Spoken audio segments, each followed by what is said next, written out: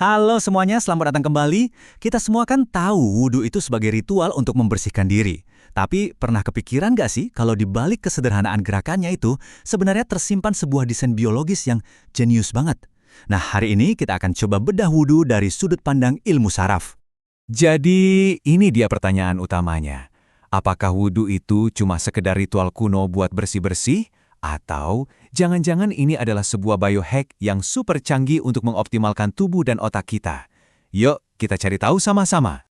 Oke, kita masuk ke bagian pertama, lebih dari sekedar membasuh. Di sini kita akan mulai mengungkap mekanisme tersembunyi yang terjadi di dalam sistem saraf kita. Jadi, hipotesisnya begini. Wudhu itu bukan sekedar rutinitas yang pasif. Sebaliknya, ini adalah sebuah proses yang sangat aktif, semacam stres ringan yang terkontrol, atau kalau kata ilmuwan itu mikrohormesis, yang sengaja dirancang untuk menyetel atau mentuning tubuh dan pikiran kita ke kondisi paling optimal. Lanjut ke bagian 2, memetakan cetak biru tubuh. Nah, sekarang kita bakal lihat gimana tindakan-tindakan dalam wudhu itu nyambung langsung dengan peta tubuh yang ada di dalam otak kita. Pernah dengar istilah homunculus kortikal? Ini tuh pada dasarnya adalah peta tubuh kita yang ada di otak. Tapi, peta ini aneh banget, nggak proporsional sama sekali. Bagian tubuh yang punya saraf paling padat, contohnya tangan dan bibir, itu ukurannya jadi raksasa di peta ini, gede banget. Dan disinilah semuanya jadi menarik banget. Coba lihat deh, tangan, wajah, dan kaki, persis area yang kita basuh waktu wudhu, adalah area dengan representasi paling besar di otak. Ini jelas bukan kebetulan kan? Ini tuh kayak kita lagi menekan tombol-tombol utama di papan sirkuit sistem saraf kita. Terus, efeknya apa? Waktu air menyentuh area-area super sensitif ini, otak kita langsung dibanjiri sinyal listrik. Hasilnya adalah sesuatu yang disebut kebangkitan kortikal. Coba deh bayangin laptop kamu lagi sleep mode.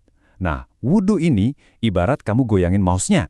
Layarnya langsung nyala, dan seluruh sistemnya kembali siaga. Lanjut, bagian 3. Saklar waspada dan tenang. Tapi ceritanya nggak cuma sampai di situ.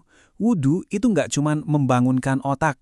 Uniknya, wudhu juga mengaktifkan refleks biologis yang secara bersamaan bikin kita waspada sekaligus tenang. Aneh kan? Mekanisme di baliknya adalah warisan evolusi kita yang super kuno, namanya refleks menyelam mamalia. Ini adalah program bertahan hidup yang tertanam di dalam diri kita semua. Jadi, saat air dingin menyentuh wajah, khususnya area di sekitar hidung dan mata, tubuh kita secara otomatis langsung mengaktifkan mode hemat energi. Coba kita bandingkan perbedaannya. Respons stres yang normal, yang lawan atau lari itu, bikin jantung kita berdebar kencang. Tapi, refleks menyelam ini justru kebalikannya. Detak jantung malah melambat, dan darah yang kaya oksigen dialihkan ke organ-organ vital, terutama ke otak. Hasilnya, kita masuk ke kondisi waspada yang tenang. Ini kondisi mental yang pas banget buat fokus. Terus gimana caranya kok bisa gitu? Kuncinya ada di saraf trigeminal. Ini kayak jalan tol informasi dari wajah langsung ke otak. Saraf ini terhubung ke bagian otak yang namanya RAS, yang fungsinya mirip saklar utama kesadaran kita. Nah, air dingin di wajah itu mengaktifkan saraf ini, yang kemudian membangunkan RAS. Hasilnya, otak kita langsung melepaskan norepinefrin, zat kimia yang bikin kita jadi fokus dan waspada seketika. Oke, kita masuk ke bagian 4, peretasan antipanik kuno. Dan yang lebih keren lagi, mekanisme biologis ini ternyata bukan cuma pengetahuan kuno loh, ini juga dipakai dalam psikoterapi modern saat ini. Efeknya bisa kita simpulkan dengan sempurna seperti ini. Ini adalah rem tangan biologis untuk stres. Mekanisme ini secara paksa menghentikan respons panik dan menggantinya dengan sebuah ketenangan yang siaga. Coba dilihat ini. Dalam salah satu metode psikoterapi modern yang disebut DBT, ada yang namanya teknik TIP. Pasien yang lagi mengalami serangan panik itu diajarkan untuk melakukan hal yang sama persis seperti saat wudhu. Membasuh wajah mereka dengan air dingin untuk mereset paksa sistem saraf mereka. Ini kan validasi klinis yang luar biasa banget buat kebijaksanaan kuno ini. Dan yang bikin ini makin dahsyat itu frekuensinya. Coba bayangin, kita melakukan reset sistem saraf sekuat ini 5 kali, setiap hari. Ini bukan lagi perbaikan sesekali, tapi ini adalah semacam pemeliharaan mental dan fisiologis yang terjadwal secara rutin. Bagian terakhir, penyetelan pikiran tubuh terbaik. Oke, sekarang ayo kita rangkum semuanya dan kita lihat seperti apa protokol biohack yang lengkap ini bekerja. Jadi begini protokol lengkapnya, langkah demi langkah. Pertama, ada stimulus, air dingin di wajah.